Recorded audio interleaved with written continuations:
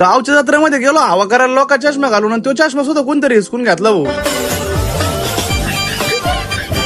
आणि आपल्या सोबत आहे ना असं कायमच घडतं बरं का, त्याच्यामुळे काही विशेष गोष्ट नाही. आणि डायरेक्ट निघलो आपण गावच्या जत्रेमध्ये फिरायला. आणि काल सांगितल्याप्रमाणे तुम्हाला तर माहितीच असेल ना, आपली जत्रा डायरेक्ट महाराष्ट्रामध्ये टॉपला असते बरं का, कारण इथे ना खेळ सुद्धा टॉपचेच खेळले जाते. जोर जोर से बोल के लोगों को स्कीमें बता दे. आणि मग जत्रा म्हणलं कसं लहान पोरांचे खेळ तर येणारच ना. लहान पोरांचे खेळ बघून ना आपल्याला सुद्धा एक खेळ खेळायची भरपूर इच्छा झाली बरं का. पण मग नंतर आठवलं का आयुष्याचा आपल्या सोबत लय मोठा खेळ खेळू राहिला भाऊ.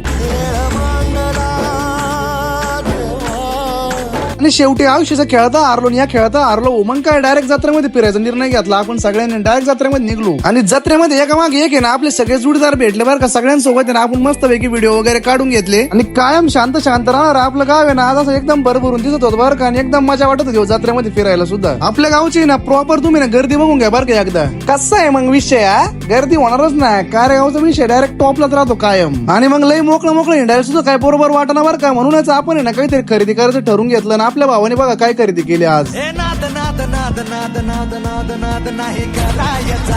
आणि मग एवढा खर्च होतोय म्हणल्यावर मला सुद्धा थोडाफार खर्च करणं भागच आहे ना. मग मी पण घेऊन टाकलं जत्रेमध्ये. जरा जास्तच फिरल्यामुळे ना आपण मस्त पैकी रगड्याचा आस्वाद घेऊन टाकला आणि डायरेक्ट जत्रेचा विषय एंड करून टाकला.